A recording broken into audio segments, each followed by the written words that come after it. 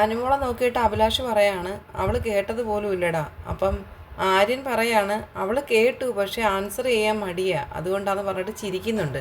അപ്പോൾ അനുമോൾ പറയുന്നുണ്ട് അല്ലല്ല ഞാൻ പറയാം, എന്തോ ചോദിച്ചേ, ചോദ്യം എന്തുമായിരുന്നു എന്ന് ചോദിച്ചിട്ട് കിച്ചണിൽ നിന്ന് നടന്നു വരികയാണ് അനുമോൾ. ആ ചോദ്യം എന്തായാലും ചോദിക്കും, ഞാൻ പറയാമെന്ന് പറയുന്നുണ്ട്. അപ്പം ആര്യൻ പറയാണ് നീ ടോപ്പ് 10-ലെത്തി. അപ്പോൾ ഒരു task, money in the box. നമ്മൾ ആ ബോക്സ് എടുത്താൽ മാരുതിയുടെ ഒരു XUV, അത് 20 ലാഖിൻ്റെയാണ്. ആ കാർ എടുത്തിട്ട് നമുക്ക് ഈ ഷോ വിട്ടിട്ട് നമുക്ക് പോവാം, ഇല്ലെന്നുണ്ടെങ്കിൽ നമുക്ക് ഇവിടെ നിന്ന് മത്സരിക്കാം. അപ്പം നീ എന്താ എടുക്കുന്നത്? അനുമോൾ പറയുന്നുണ്ട് ആദ്യം ഞാൻ അവിടെ വരെ പോകട്ടെ. അങ്ങനെ പറഞ്ഞിട്ട് അനുമോൾ അവിടെ നിന്ന് പോവുകയാണ്. അപ്പം ആര്യനും അഭിലാഷും കൂടി ഇരുന്ന് പറയുകയാണ് ടോപ്പ് 10-ലാണോ ടോപ്പ് 6-ലാണോ 5-ലാണോ, എന്തായാലും ഈ ഒരു ഇതുണ്ട്, ഈ ഒരു ടാസ്ക് ഉണ്ട്.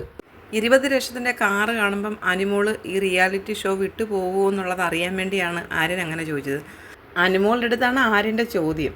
ആ ജ്യൂസിൻ്റെ ടാസ്ക് മാത്രം എടുത്ത് നോക്കിയാൽ അറിയാം, മറ്റൊരാളുടെ വാചകത്തിലോ അല്ലെങ്കിൽ മറ്റൊരാൾക്ക് വേണ്ടിയോ തൻ്റെ നിലപാടുകളിൽ ഒരു മാറ്റവും വരുത്തില്ല, അല്ലെങ്കിൽ പൈസയ്ക്ക് വേണ്ടി മാറുന്ന ഒരു വ്യക്തിയെ അല്ല. കൈക്കൂലിയോ അല്ലെങ്കിൽ അതുപോലുള്ള എന്തെങ്കിലും ഗിഫ്റ്റോ കിട്ടുന്നിടത്ത് അനുമോളുടെ നിലപാട് മാറ്റത്തില്ലെന്ന് അനുമോൾ സ്പഷ്ടമായിട്ട് വ്യക്തമാക്കിയതാണ്. പിന്നീട് അത് കഴിഞ്ഞുള്ള നോമിനേഷൻ്റെ ടൈമിലും അനുമോൾ അതിനെപ്പറ്റി എടുത്ത് പറയുന്നുണ്ട്. അപ്പോൾ അതൊക്കെ മനസ്സിലാക്കിയും കേൾക്കുകയും ചെയ്ത ഒരാളാണെങ്കിൽ, ബുദ്ധി ഉണ്ടെങ്കിൽ പിന്നെ ഇത്തരം ഒരു ചോദ്യം ചോദിക്കത്തില്ല.